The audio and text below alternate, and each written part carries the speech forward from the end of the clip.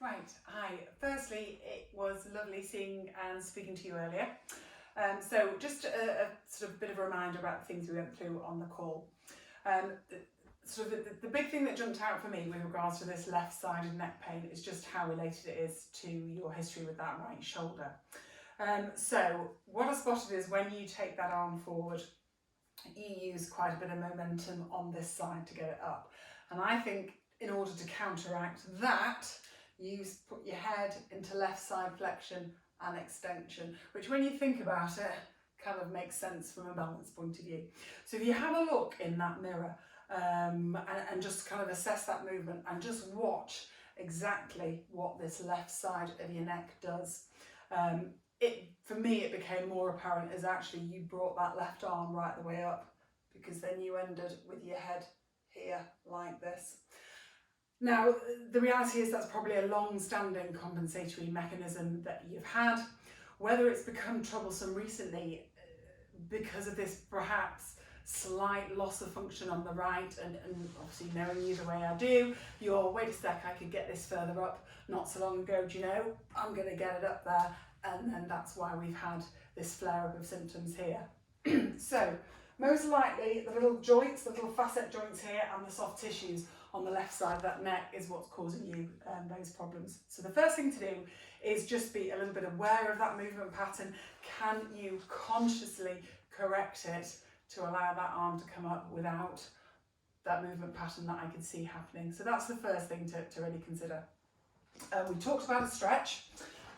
So if I bring the chair in, square it up. Okay, so I want you sitting upright, shoulders back as best you can, left hand under that bum cheek like that. And as I said to you when we were speaking, you've got a massive expansive muscle here. You've got your levator scap, which comes up here, but also your scalenes here. And so it's as much about how that stretch feels as opposed to really thinking exactly what position are you in. But essentially, you're going to take your head forward and over to the right, and you should feel a stretch with that. You can play around with the angle a little bit as to how much flexion you come in with, and that will alter the area of stretch, and go with what feels good. You can also add a little bit of rotation in, either round to the right, which will probably give you more of a stretch. Round to the left tends to stretch a little bit further at the front. So forward, over to the right, and then play around with the rotation. Now, normally I will get patients to do that and add that little bit of overpressure, but for you that's not going to be an option. So either use a towel or you loop a TheraBand, loop that round like that, hand under the bum, head forward, over to the left, over to the right, and then add that little bit of overpressure like that. So that's a really nice stretch. You can also then use your TheraBand for a little bit of strengthening. So we talked about that chin tuck exercise that you've previously been given. So you can do that with your TheraBand to really start to strengthen up those neck muscles. So in your case, holding onto it with that left one like that, apply that bit of tension, and then you are chin tucking away from that and release. So just working into that resistance. No magic number. Work to the point of fatigue, as in I've had enough and I don't think I'm going to struggle to do many more, like that. Okay, you can also do a little bit of side to side strengthening as well. So you can have it that way, and you're going into resistance over to the side or with rotation. Obviously, when you're coming the other way, might be a bit of a struggle with regards to what position you can get that hand in.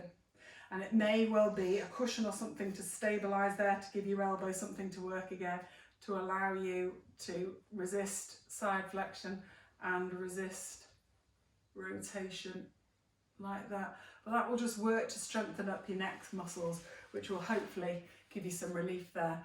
In addition, we talked about you sort of doing a bit of trigger point release, which I appreciate you've not got that grip strength by the time you've got that arm there. But if your husband wants to just give you a little bit of soft tissue release, the thing with that is it will give you that sort of temporary transient relief of symptoms. But ultimately, I hope What will give you the longer term relief is thinking about that sort of movement pattern. Can we correct that? And then you're strengthening for your cervical spine muscles.